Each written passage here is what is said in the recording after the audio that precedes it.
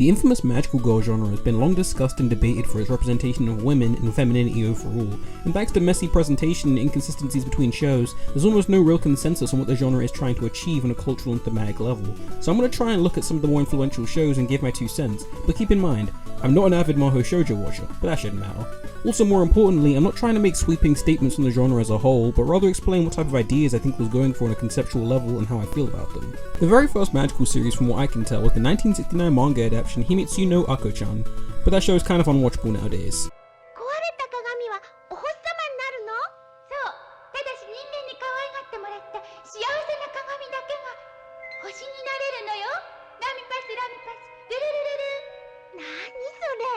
Meanwhile, the 70s action series Cutie Honey is only really a magical series by proxy, and therefore bears very little resemblance to what the genre will become in terms of theming and presentation. In fact, a lot of the earlier shows don't really seem to address or explore gender or identity in any noteworthy capacity, outside of being fun empowerment fantasies in which cute girls save the planet from monsters. Don't quote me on that, as the majority of these shows are literally unfindable these days, so I have no choice but to go off of what I've read. So let's fast forward to the show that would end up largely moulding the genre into its current form, the legendary Sailor Moon. Not to say that this show is by any means representative of the genre as a whole, but it was definitely the show that laid the groundwork for many of the thematic ideas that will come to encompass the genre, and could reasonably be labelled the quintessential magical girl experience.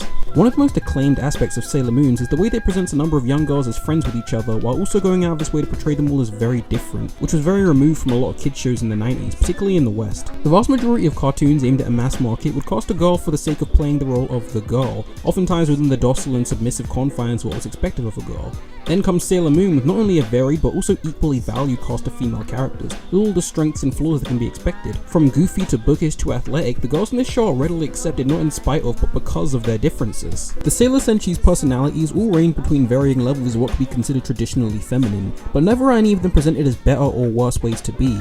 Think of the message this sends to the kids watching, regardless of gender. The reason so many terrible girls shows failed is because they operate under the notion that there is only one way to be a girl, or that they must adhere to a predefined standard. The ways in which you can be a woman are endless, and with this in mind, Sailor Moon can be considered something of a celebration of feminine culture and everything that comes with it, and the effect was felt by all. All around the world, girls are being given something that popular animation had been denying them for so long, something relatable that helped you recognize your own value and preached acceptance. In retrospect, many of the show's no adult fans have stated that it was probably the catalyst that kicked off their crusade for equal representation in kids shows, as well as leading several female animators to incorporate these themes into their own works. And for boys, the show broadened their horizons on what a girl's show could be considered capable of, with tons of awesome fight scenes, suspenseful drama, and excellent world building.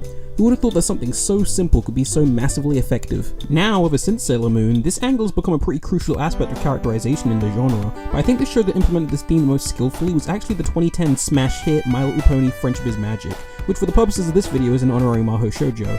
Like Sailor Moon, this is a series about 6 very different girls who are best friends with one another, and spend the series trying to better understand and accept each other. They empower themselves not by ignoring, but rather embracing each other's differences, leading to a much stronger unit, with allusions to magical girl tropes and theming evident in both the show's writing and imagery. Some of the girls are more traditionally feminine, while some of them are less, but the show makes a point to portray each character as unique and special in their own right, and puts an emphasis on understanding and empathizing with personality types far removed from your own. Friendship is Magic does a lot of playing around with and subverting ideas about traditional femininity, and a lot of the show's dialogue and morals, particularly in the earlier seasons, is very overt about communicating these themes. Just because some pony is ladylike doesn't make her weak. In fact, by using her wits, a seemingly defenseless pony can be the one who outsmarts and outshines them all. Oh! Oh! Oh, beautiful!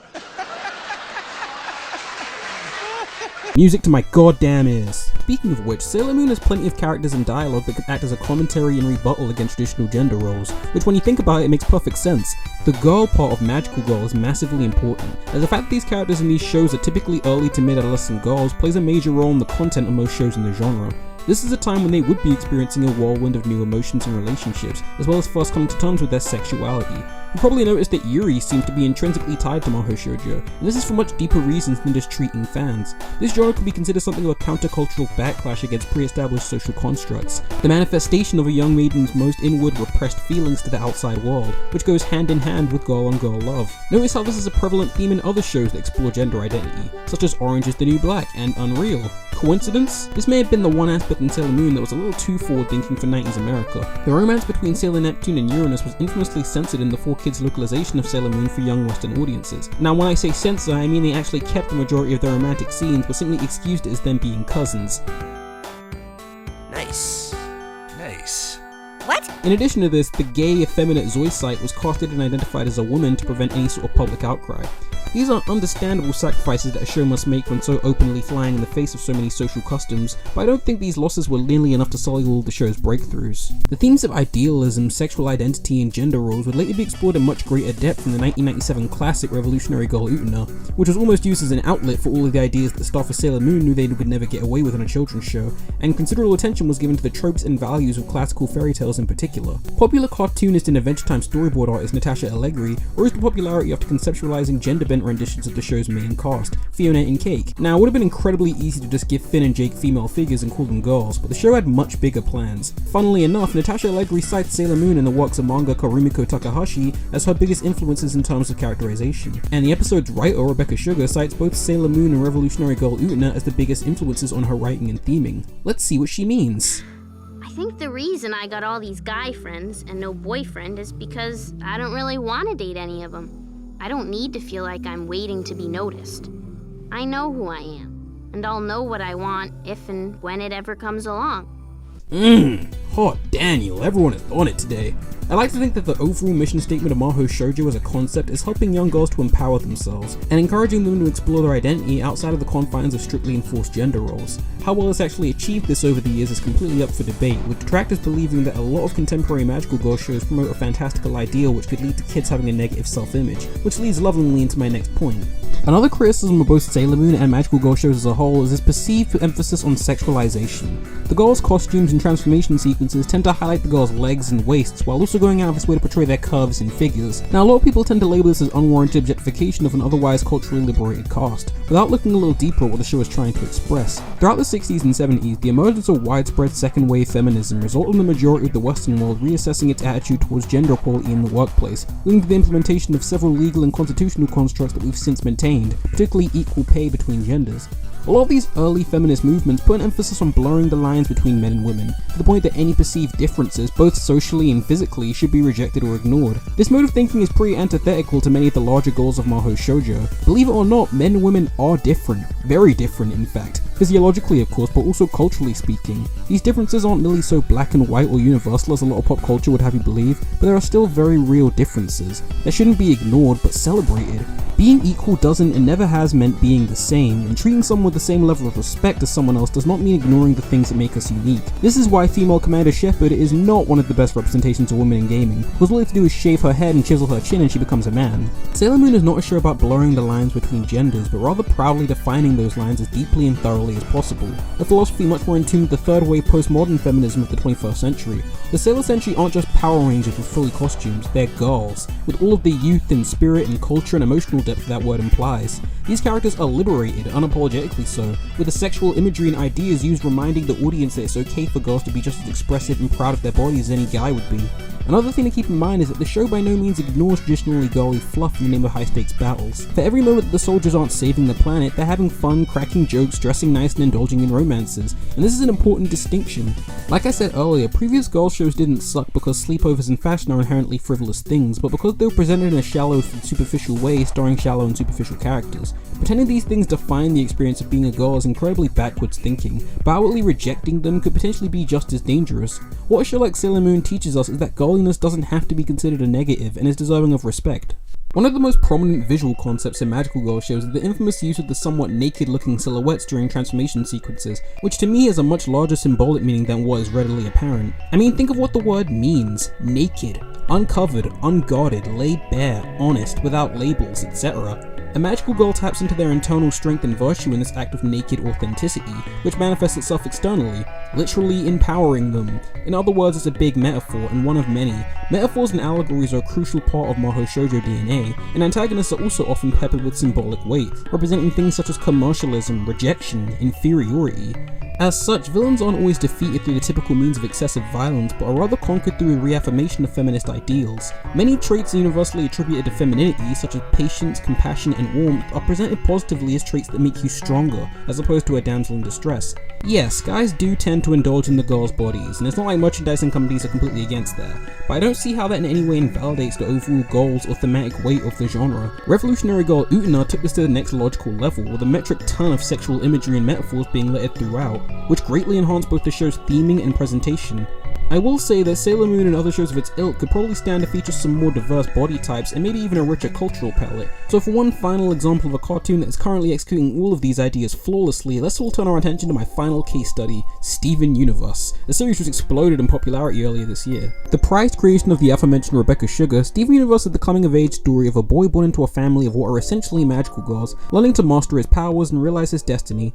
The interesting thing about this show within the context of this video is that the magical girls aren't really girls at all. They're not even human. This is a big positive in this case, because it strips the social aspect entirely and instead allows us to focus on what they represent. Even though the gems are pretty much just projecting human characteristics, they clearly represent various different body types and racial properties, and their proportions and overall builds are unmistakably female. Because the gems are essentially aliens, the show has afforded the ability to cartoonishly play up their hips, waists, and facial structures to convey various ideas of femininity, without having to deal with all the obnoxious social politics that come with divulging from the norm on a kids show. The series makes use of a variety of metaphors and clever imagery to communicate its themes, exploring ideas regarding identity, gender, family, and symbiotic relationships with an exceptional level of grace. It's not easy being in control. I have weaknesses too, but I choose not to let them consume me. I struggle to stay strong because I know the impact I have on everyone. Please understand, Pearl. You have an impact too. There are times when I look up to you for strength. You are your own gem. You control your destiny. Not me, not Rose, not Steven. But you must choose to be strong so we can move forward, so I can trust you again. This is how you make fantasy elements work, by layering them with symbolism that makes it applicable to the real world. Furthermore, Steven Universe is crammed with references to magical girl shows and anime culture overall, with a few scenes being outright shot-for-shot recreations of moments from Utena. But it's so much more than just parody. The show incorporates magical girl ideas so organically into its writing that I'm hesitant to just call it referential. It feels like an honest-to-goodness magical girl show. There is an overt feeling of sexuality and intimacy during the show's fusion scenes, and Steven can only tap into his powers during moments of emotional clarity. And oh look, Yuri! Like Sailor Moon, the show is very capable of conveying multiple atmospheres. It can be hilarious, engaging, intimate, and super emotional all in the same episode, and it's just as comfortable with slice of life fun as it is with high stakes action. All of the cogs are here and running at full capacity. The thing that makes it also effective to me is honestly how humble it is. The show doesn't make a big deal about the fact that it's breaking ground or exploring some of the most interesting ideas of any show on television, but simply presents itself to the viewer exactly as it is. A cute fun show with cute fun characters. This is in direct opposition to the currently airing Sailor Moon Crystal, which is much more self-aware of the juggernaut that it's become and its effect on pop culture. I mean, the line, "We're not helpless girls who need men's protection," is right there in the opening theme, and it overall presents itself with much more weight and gravitas than the original series. I've heard enough terrible things about the show to not really want to get into it, so whatever. Anyway, I see Steven Universe as kind of an amalgamation of all the coolest things Mahou Shojo has to offer our culture, and it's not even a magical girl show. Is it possible that Sailor Moon had a bigger influence on cartoons in the West than it did in Japan? Okay, that's definitely a stretch, but it's worth thinking about. Is this a magical girl? I mean, she's a girl and she's certainly magical. No, wait, never mind. Now, I'm not trying to say that any of my readings on Mahou Shojo apply to every single show in the genre, which has become so broad in the last few decades it's become almost impossible to group together. I'm largely talking about a more specific kind of magical girl show, and what it was trying to communicate on a base level. Yes, plenty of magical girl shows do tend to star very cliche characters, settings, and lore with an emphasis on merchandising over commentary. Plenty of magical girl shows are made almost exclusively by male staff for almost exclusively male audience. Plenty of shows do use outfits and transformation sequences as a vehicle for otaku pandering and trashy fan service without any of the thematic weight I described earlier. And plenty of shows choose not to layer their fantasy elements with any form of symbolism or allegory, and are more interested in the juxtaposition that comes from watching cute girls blow up giant monsters. Obviously, some shows are significantly less ambitious than others, and there are fantastic and terrible shows in every genre. I'm not even that big a fan of Sailor Moon, which might be surprising to you after all of this. Don't get me wrong, I admire the hell out of it, but the feeling I get from the show is more I'm really glad that kids watched this in the 90s, rather than I really enjoy watching it in 2015. With that said, maybe me explaining everything that makes this genre appealing to me can help you appreciate some of its ideas more in turn. Now, I know exactly what all of you are thinking right about now. Now that I've proved how intrinsically tied to feminine culture Mahou Shojo is, what the hell would a magical boy show look like? The answer is nothing, for it cannot, should not, and will not exist on this dimensional plane or another. Oh wait, never mind, we got one right here. Let's see what it's got going on. Oh, okay, it kinda sucks.